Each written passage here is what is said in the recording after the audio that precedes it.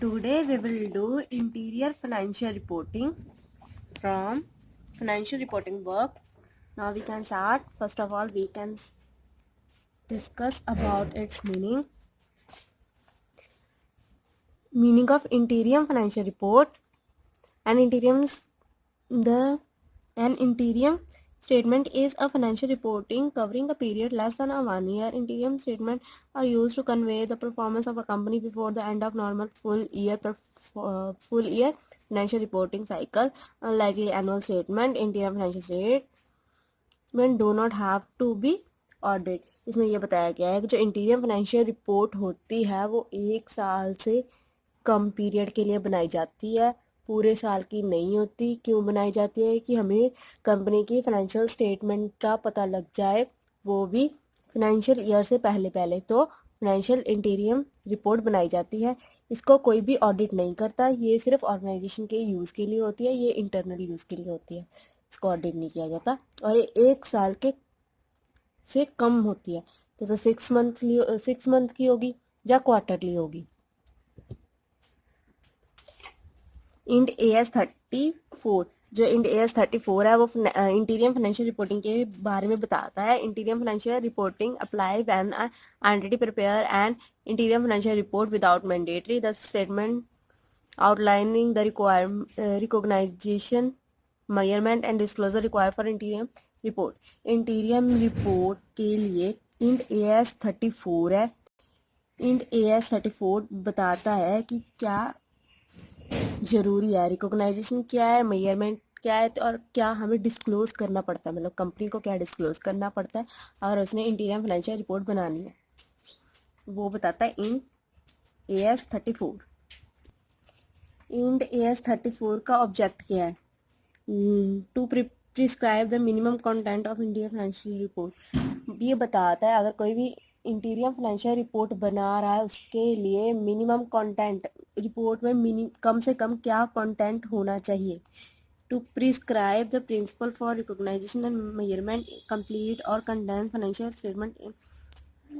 अगर कोई भी इंटीरियर फाइनेंशियल रिपोर्ट बनाता है, इंटीरियर फाइनेंशियल रिपोर्ट भी 2 टाइप्स की होती है, एक कंडेंस होती है, कंप्लीट होती है. कंप्लीट और कंडेंस के लिए कौन से प्रिंसिपल वगैरह है वो भी इंड AS 34 बताता है. और मेजरमेंट क्या है वो कौन बताता है? End AS 34. 2 ऑब्जेक्टिव है.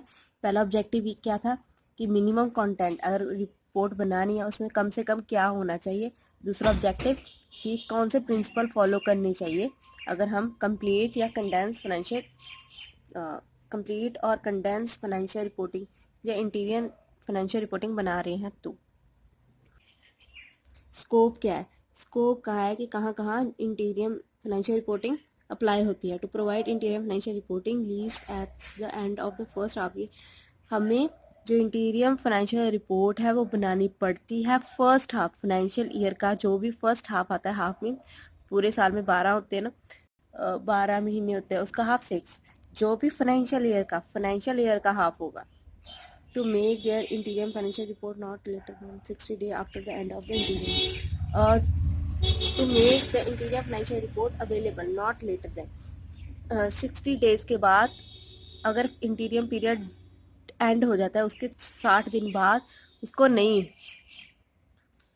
कंसिडर किया जाता. To make the interim financial report not later than. और इंटीरियम पीरियड क्या होता है? हमने इंटीरियम फाइनेंशियल रिपोर्ट तो पढ़ लिया. अब इंटीरियम पीरियड क्या होता है? Financial reporting period shorter than 1 year. 1 साल से कम पीरियड को हम कहते हैं इंटीरियम पीरियड. 1 साल से कम पीरियड को कहते हैं हम इंटीरियम पीरियड. वो क्वार्टरली भी हो सकता है और हाफ ईयरली भी हो सकता है. जैसे 12 में से हाफ मतलब 6, क्वार्टरली मीन्स 3 महीने.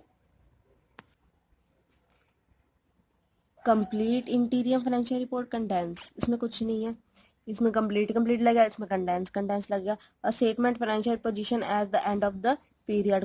कोई भी ऐसे स्टेटमेंट जिससे फाइनेंशियल पोजीशन का पता लगे वो भी जब पीरियड एंड होता है. इसमें condense statement of financial position है. इसमें statement of comprehension income for the period. Statement of comprehension उस पीरियड की मतलब उस महीनों की, जितने से महीने कर रहे हैं ना, उस पीरियड की कॉम्प्रिहेंसिव इनकम मतलब मोटी मोटी इनकम पता लग जाती है कि यहाँ से इनकम आ रही है, यहाँ से इनकम आ रही है। यहाँ पर कंडेंस इनकम होती है। यहाँ पर statement of change in equity for a period, कितना चेंज आया इक्विटी में एक पीरियड में, मीन्स कितने महीने, जितनी भी हम स्टेटमेंट बना रहे हैं ना उस पीरियड में कितना चेंज आया इक्विटी में, इसमें कंडेंस होता है। Condense statement of change in equity. फिर है statement of cash flow for a period, उस पीरियड में कितना कैश फ्लो हुआ। इसमें क्या है, condense statement change of cash flow. इसमें क्या है, it follow Ind AS1 in totality, पूरे टोटल में इंट AS1 फॉलो किया जाता है। इसमें selected exclamatory notes are required under Ind AS34, इसमें इंट AS34 अप्लाई तो होता ही है, वो तो सभी में होता है पूरे में। इसमें नोट्स बनते हैं स्पेशली।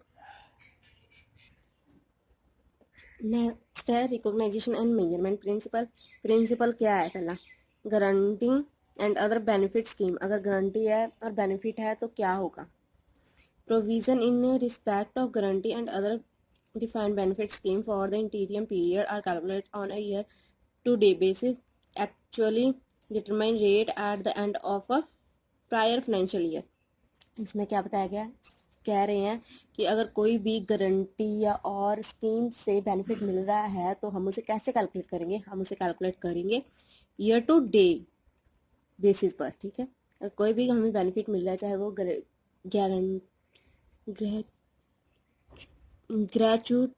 ग्रेचुटी का हो या अदर बेनिफिट हो,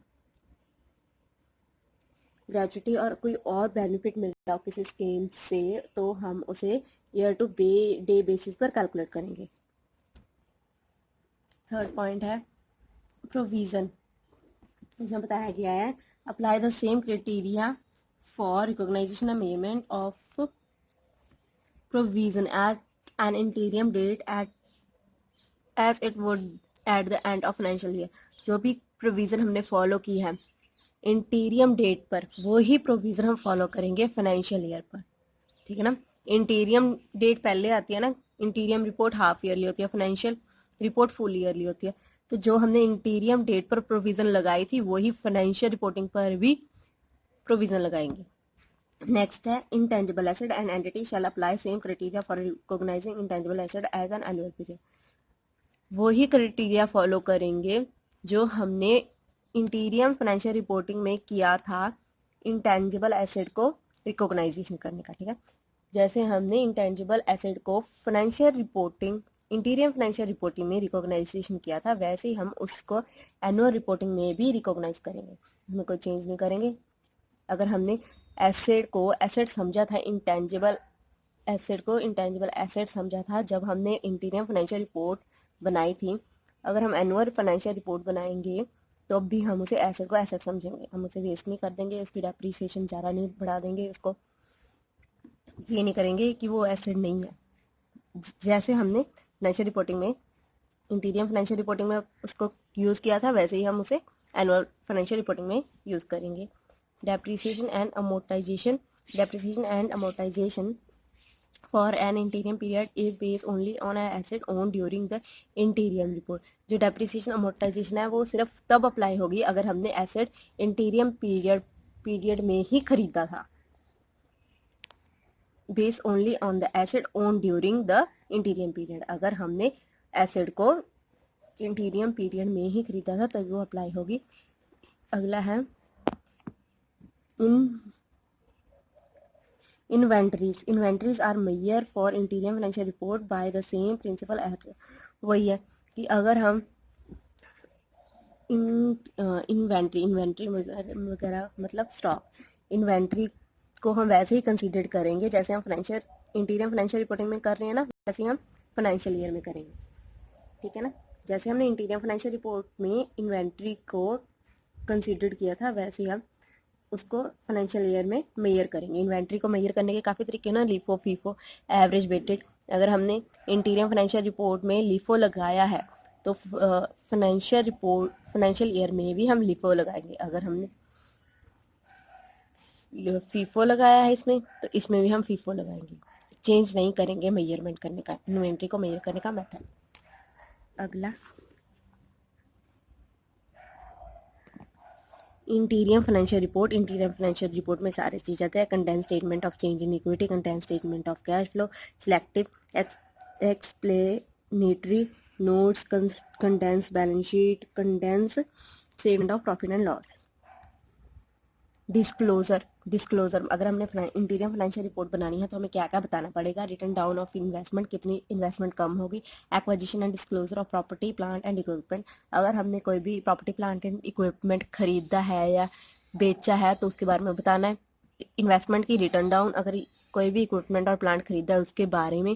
change in continue liability and contingent asset, अगर कोई भी कॉन्टीजेंट लायबिलिटी और एसेट में चेंज आया है वो बताना होगा। Correction of prior period error, कोई भी एरर हुई है प्रायर पीरियड में वो भी बतानी है। चेंज इन बिजनेस और economic circumstance affect the fair value of financial asset and liability, कोई भी ऐसे इन्वायरमेंट में चेंज आया, इकोनॉमिक इन्वायरमेंट में चेंज आया जिससे हमारी फेयर वैल्यू में चेंज हुआ, अफेक्ट पड़ा है फेयर वैल्यू में और fair value of asset and liability में फ़र्क पड़ा है तो हमें बताना होगा। एक तो बताना है अगर इन्वेस्टमेंट रिटर्न डाउन हुआ वो बताना है।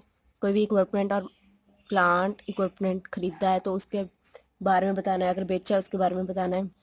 अगर कोई भी चेंज है कंटिन्यू लायबिलिटी में और कॉन्टिंजेंट लायबिलिटी और कॉन्टिंजेंट एसेट में कोई भी चेंज है वो बताना है। कोई भी पीरियड प्रायर पीरियड एरर है वो बताना है। अगर कोई भी बिजनेस और इकोनॉमिक में चेंज आया है उसका इफेक्ट हमारे एसेट और लायबिलिटी पर पड़ रहा है वो बताना है।